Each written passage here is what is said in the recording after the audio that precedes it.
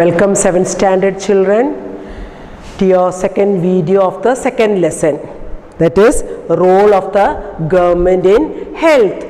The last video you all might have watched, and what did you all understand? I explained to you all what is health, then how many hospitals are having in India. The largest number of hospitals are in India, number of doctors, isn't it? Number of medical tourists, all that I have explained in the last lesson. Now health care in India. You know that how to care the health of the people. So in order to run such facility, we need health workers. So in order to look after the health care of the people, we need all health workers, nurses, qualified doctors and other health professionals also, who can advise and treat illness. Now not only that, we need the medicines also. You know that India is the third largest producer of medicine also, and an exporter of medicine also, isn't it? All that I have explained in the last video. Now we need medicines and equipments also that are necessary for treating patients. These facilities are required to take ഇതൊക്കെ ഉണ്ടെങ്കിൽ നമ്മളെ ഹെൽത്തിനെ take care ചെയ്യാൻ പറ്റുള്ളൂ. For example scanning and all. Did you all notice all those big machines and all? അപ്പം അങ്ങനത്തെ equipments ഒക്കെ ആവശ്യമാണ്. Now India has a large number of doctors, I told you, clinics and hospitals. Now they also have experience only running a public health care system. Now you know that this government run many health centers and hospitals. Now do you all know, if you all are living in villages and all, there are health centers. Now each child know the name of the hospital that is situated near your house, the government hospital. Now one government hospital is here, Beach Hospital, then Medical College Hospital. Beside these hospitals there are health centers also run by the government. Now to look after the health of the large section of people who are scattered hundreds and thousands of villages. Nowadays you know there is advancement in medical services. Adinu etrayo improve cheyidittundu, and also new technologies also are there, and treatment procedures also. Recently you all have noticed in the television, isn't it, this brain death. So accident ഒക്കെ occur ചെയ്യുമ്പം brain ആദ്യം death ആവും. So organs ഒക്കെ ഭയങ്കര active ആയിരിക്കും. അപ്പോൾ എന്ത് ചെയ്യും? ബ്രെയിൻ ഡെത്ത് ആയി കഴിഞ്ഞാൽ the patient won't live. So by the time അവരങ്ങനെ അവരെ ഫാമിലീസ് ഒക്കെ പറയാണ് ഡൊണേറ്റ് മൈ ഓർഗൻസ്. അങ്ങനെ കുറേ ഓർഗൻസ് ഒക്കെ ഡൊണേറ്റ് ചെയ്തില്ലേ recently? One young man died by accident.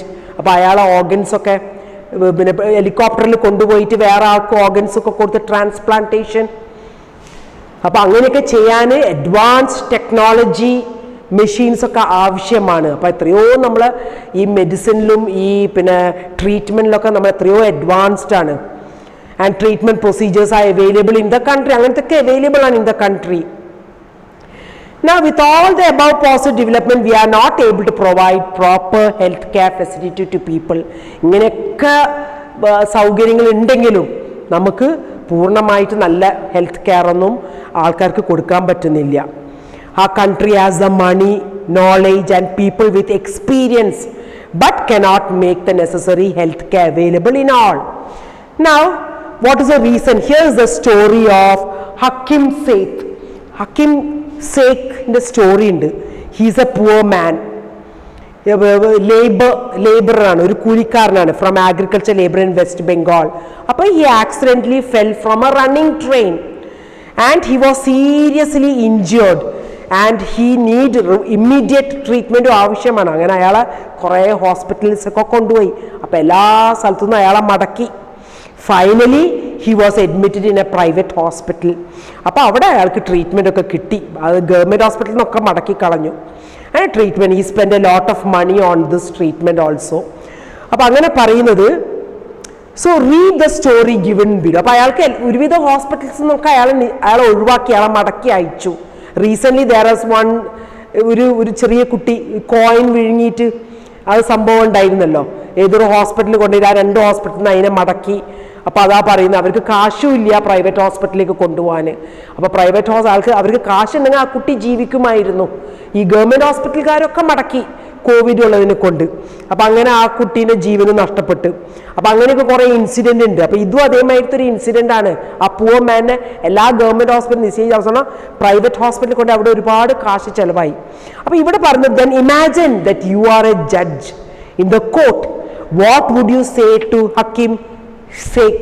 അപ്പം നിങ്ങളൊരു ജഡ്ജാണെങ്കിൽ എന്താ പറയുക? അപ്പം അത് ശരിക്കും തെറ്റല്ലേ ചെയ്തത്. അപ്പം എന്താ ചെയ്യുക? കോമ്പൻസേഷൻ. നമ്മൾ ആദ്യം എന്ത് ചെയ്യും? അയാൾക്കൊരു കോമ്പൻസേഷൻ കൊടുക്കും അല്ലേ? എത്ര ചിലവായി അതിൻ്റെ കാശ് കൊടുക്കാനുള്ള വകുപ്പുണ്ടാക്കും. പിന്നെ എന്താ ചെയ്യുക? നമ്മൾ ആ മടക്കി കഴിഞ്ഞ ഹോസ്പിറ്റലിൻ്റെ എതിരെ ഒരു പെനാൽറ്റി ഇടും. Isn't it? അത് തെറ്റാ ചെയ്തത് ഹോസ്പിറ്റലിൽ മടക്കിയത്. So same way here also there is a story of 2 children. One is a poor boy, the other one is a rich boy. ഈ പൂവർ ബോയ് എന്താ ചെയ്യുക? ഗവൺമെൻറ് ഹോസ്പിറ്റലിൽ ക്യൂ നിൽക്കും ടോക്കൺ എടുക്കാൻ, OP ടിക്കറ്റ് എടുക്കാൻ. ആ ക്യൂ കഴിഞ്ഞിട്ട് വേണം ഡോക്ടറെ കാണാൻ. ഡോക്ടറെ കണ്ടു കഴിഞ്ഞാലോ ഒരു ബ്ലഡ് ടെസ്റ്റൊക്കെ എഴുതി കൊടുത്താൽ ആ ബ്ലഡ് ടെസ്റ്റിൻ്റെ അവിടെ ഉണ്ട് വേറെ ക്യൂ. അതും കഴിഞ്ഞിട്ട് ആ ടെസ്റ്റ് ആയിട്ട് 2-3 ദിവസം കഴിഞ്ഞിട്ട് വേണം ഹോസ്പിറ്റലിലെ ടെസ്റ്റ് കൊണ്ട് പോകാൻ. അത് കഴിഞ്ഞാൽ വേറെ ഡോക്ടറായിരിക്കും. അങ്ങനെ അയാൾ നോക്കി ചെറിയൊരു മെഡിസിനൊക്കെ കൊടുത്ത് അവരെ വിടും. പക്ഷെ റിച്ച് ആണെങ്കിലോ, കാശുണ്ടെങ്കിൽ വലിയൊരു ഹോസ്പിറ്റലിൽ പോയിട്ട് ആ കാഷ്വാലിറ്റിയിൽ അവിടെ തന്നെ നമുക്കൊരു 500 റുപ്പി അടച്ചു കഴിഞ്ഞാൽ നമുക്ക് നല്ലൊരു ഡോക്ടറെ കാണാം. അപ്പം തന്നെ ഡോക്ടറെ കാണും, ഒരുപാട് മെഡിസിൻസ് എഴുതി കൊടുക്കും, ആ മെഡിസിൻസും കഴിക്കും. അതാണ് what is a story of A poor boy and A rich boy. അതിനകത്ത് കാണാം അമൻ ആൻഡ് രഞ്ജൻ. അതാണ്, അതായത് അമൻ എന്ന് പറയുന്നത് ഒരു പാവപ്പെട്ട, രഞ്ജൻ എന്ന് പറയുന്നത് ഒരു വെൽ ടു ഡു ഫാമിലി, നല്ല റിച്ച്. അപ്പോൾ അങ്ങനത്തെ അനുഭവങ്ങൾ, സാധാരണക്കാര അനുഭവങ്ങളും കാശുള്ളവരെ അനുഭവം. കാശുള്ളവരെന്ന് കാശുണ്ടെങ്കിൽ പ്രൈവറ്റ് ഹോസ്പിറ്റലിൽ എല്ലാം സാധിക്കും. കാശില്ലാത്തവരെ കാര്യമാണ് ഭയങ്കര കഷ്ടം. The next one is what? Public and private health care services. Now what is public and private healthcare services? Now you know that healthcare facilities are divided into 2 categories. One is public and the other one is private. Now we'll go to the public health services. Now the public health services, chain of health centers and hospital run by the, അപ്പോൾ ഈ public എന്ന് പറയുന്നത് എന്താണ്? That is run by the government, not private. അത് government ഓടിക്കുന്ന health സർവീസിനാണ് we'll say what? Public health services. They are linked together so that they cover both rural and urban areas. അതായത് rural ഏരിയാസിലുണ്ടാവും, urban ഏരിയാസിലുണ്ടാവും. And also provide treatment for different kind of sickness, illness. Now at the village level there are health centers. അപ്പോൾ ഈ ഗ്രാമപ്രദേശത്തിലൊക്കെ health centres ആണ് ഉള്ളത്. They are trained in dealing with common illness and work under the supervision of doctor of the primary health center, PHC, primary health center. Now district hospitals, ഒന്ന് such hospital ഞാൻ പറഞ്ഞില്ല, beach hospital അതൊക്കെയാണ്. പിന്നെ ഉള്ളോട്ടേക്ക് പോയി കഴിഞ്ഞാൽ വെസ്റ്റിലൊക്കെ ഒരു health centre ഉണ്ട്. ഓരോ ടൗണിലേക്കും പോയി കഴിഞ്ഞാൽ ഹെൽത്ത് സെൻറ്റേഴ്സ് ഉണ്ടാവും. Now the health service is called public for many reasons. അപ്പോൾ എന്തുകൊണ്ടാണ് ഈ സെൻറ്റേഴ്സിനെ പബ്ലിക് എന്ന് വിളിക്കുന്നത്? Come providing health to all citizen. ആര് ചെന്നാലും അവർ ഈ ട്രീറ്റ്മെൻറ്റ് കൊടുക്കും. The government has established these hospitals and also the sources need to run these services obtained from the money. അപ്പോൾ ഈ ഗവൺമെൻറ്റിന് എങ്ങനെ കാശ് കിട്ടുന്നുണ്ട് ഈ ഹോസ്പിറ്റൽസ് ഒക്കെ നടത്താൻ? അതായത് നമ്മളമായിട്ട് ആൾക്കാർ ടാക്സ്, നികുതി അടിച്ചിട്ട് അതിൽ നിന്നാണ് അവർ ഉപയോഗിക്കുന്നത് ഈ ഹോസ്പിറ്റൽസ് ഒക്കെ നടത്താൻ. From the money that we public pay to the government as taxes. Hence such facilities are meant for. അതുകൊണ്ട് ഈ ഫെസിലിറ്റി എല്ലാവർക്കും തുല്യമാണ്. ആര് ചെന്ന് കഴിഞ്ഞാലും അവർ ട്രീറ്റ് ചെയ്യും. ഇപ്പോൾ കാശില്ലെങ്കിലും അവർ ട്രീറ്റ് ചെയ്യും. അതേസമയത്ത് പ്രൈവറ്റ് അങ്ങനെയല്ല. So one of the most important aspect of the public health system is that it meant to provide quality healthcare services either free or at a low cost. അല്ലേ? ചില സ്ഥലത്തൊക്കെ public ഹോസ്പിറ്റലൊക്കെ പോയി കഴിഞ്ഞാൽ ഒരു കാർഡ് കാട്ടിക്കഴിഞ്ഞാൽ, റേഷൻ കാർഡൊക്കെ കാട്ടിക്കഴിഞ്ഞാൽ ഒരു ഇളവ് കിട്ടും. ഒരു ചെറിയ തോതിലുള്ള പൈസ കൊടുത്താൽ മതി, അല്ലെങ്കിൽ ഫ്രീ ആയിരിക്കും. അതുകൊണ്ട് എന്താണ് അതിൻ്റെ ഗുണം? എന്താണ്? Even the poor can seek treatment. അതാണ് അതിൻ്റെ ലാഭം. ഈ പാവപ്പെട്ടവർക്കും അവിടുന്ന് ട്രീറ്റ്മെൻറ്റ് കിട്ടും.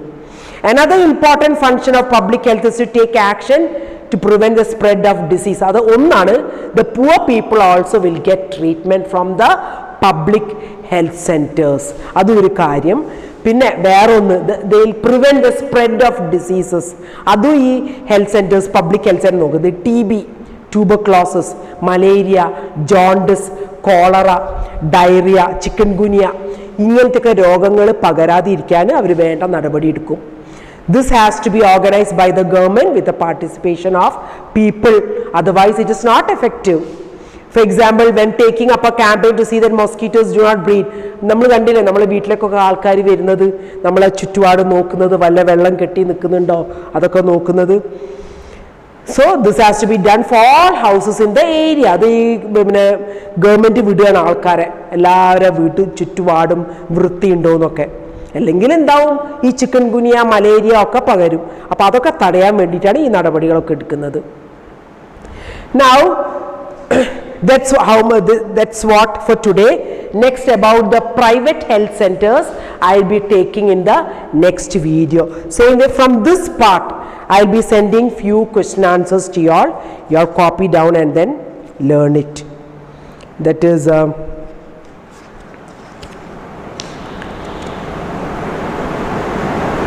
here at the back there are exercises. The first 1, 2, 3 exercise I'll be writing and sending to you all, so that you all can copy and study. That's what for today's class. Okay children, thank you.